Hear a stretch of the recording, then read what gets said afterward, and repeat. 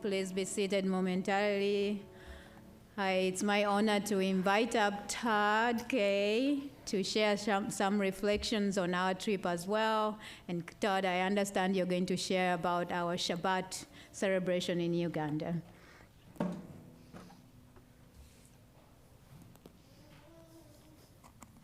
Well, thank you, Rabbi Nambi, for allowing me to share the experience of Shabbat in Uganda.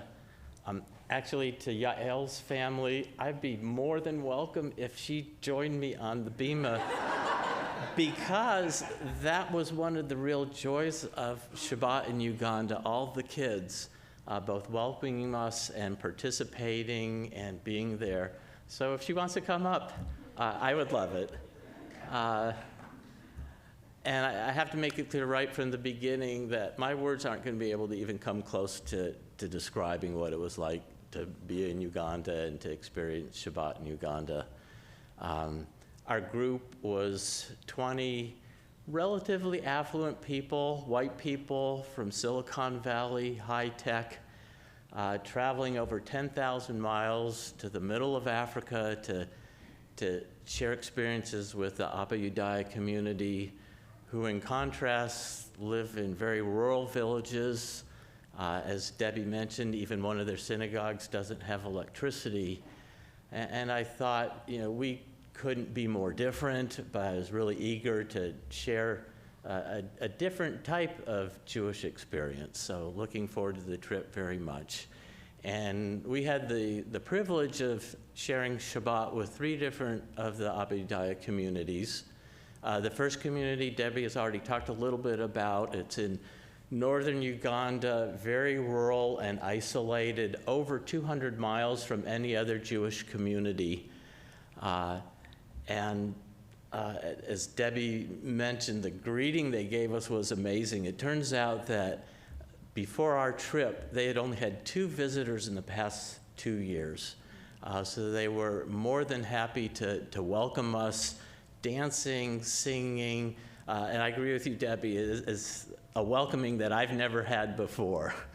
And again, a very small community, just 25 families, isolated, and evidently they have to tolerate their Christian neighbors always telling them, well, why don't you become Christian like the rest of us? And their response, no, we're Jewish. I mean, the pride was wonderful. And they were eager to share about their community, their challenges, their joys, and it was a wonderful time with them. But as Debbie mentioned, this is the community where their synagogue doesn't have electricity, so to have Shabbat services in the dark would be a little bit challenging. So we then drove several hours to the Nabu Goye. I apologize for mispronouncing it. But this is the congregation where Rabbi Nambi grew up, and celebrate Friday evening services with them. And we got another amazing greeting when our vans pulled up. Tons of kids literally came running up, shouting Shabbat Shalom, smiling, and wanting to slap our hands in greetings. Just the cutest, most welcoming thing. And there were some somewhat older girls who came up and would introduce themselves in Hebrew, Ani Rachel, Ani Devorah, and I thought it was pretty neat. Here we are in Uganda and we're conversing in Hebrew. So that was a very special start to the service. The services were somewhat familiar, similar prayers, similar blessings, some of the same tunes, but a lot of new tunes. But what really struck me was, first of all, the full participation of the congregation. There were kids through adults, and all of them were very participatory, very joyful, very spirited. I think we have a pretty musical congregation, but they take it to a different level. It's amazing the voices all these people have from kids on up. Beautiful voices, singing in harmony naturally. And then in the congregation, some members were drumming, some were playing tambourines, and it really made for a very joyful service.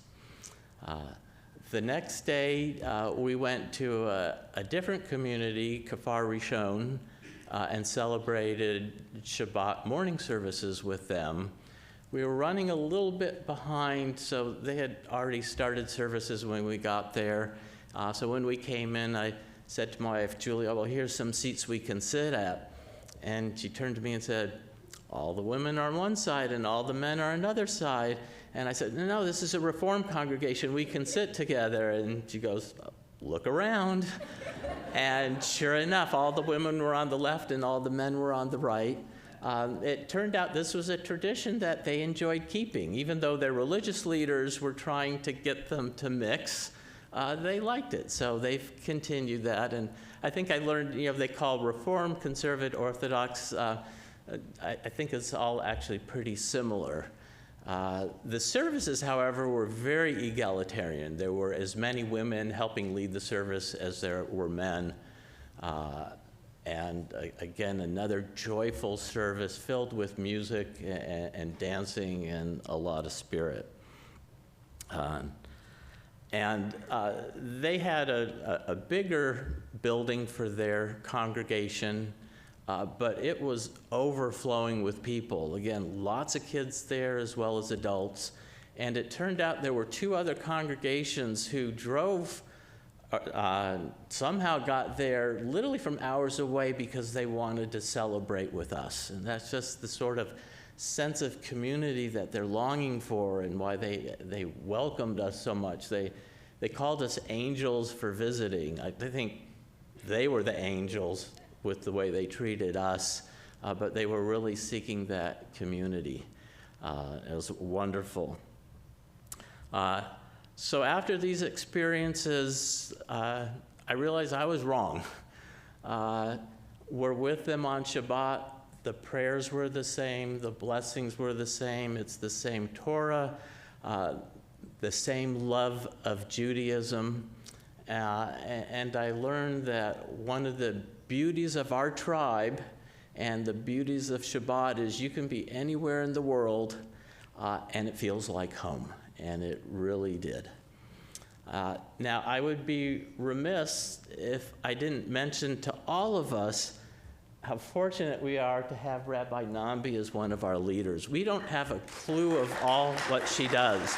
We're thankful for what she does here, but she's actually trained many of the religious leaders at these different Ugandan Jewish communities. She's still teaching them. On Sundays and Mondays, she Zooms from here to Uganda, teaching their religious leaders. They're craving education. And if that's not enough, she's also writing a prayer book for them. They don't have their own prayer book. They have hand-me-downs from what looks like decades ago. If we're fortunate enough, she's talked about maybe doing another trip next year. My final message is go. Again, my words can't describe it. I wish for all of you you can experience the joy, the warmth, and the sense that Debbie described of Klal Yisrael. It's unbelievable. Shabbat Shalom.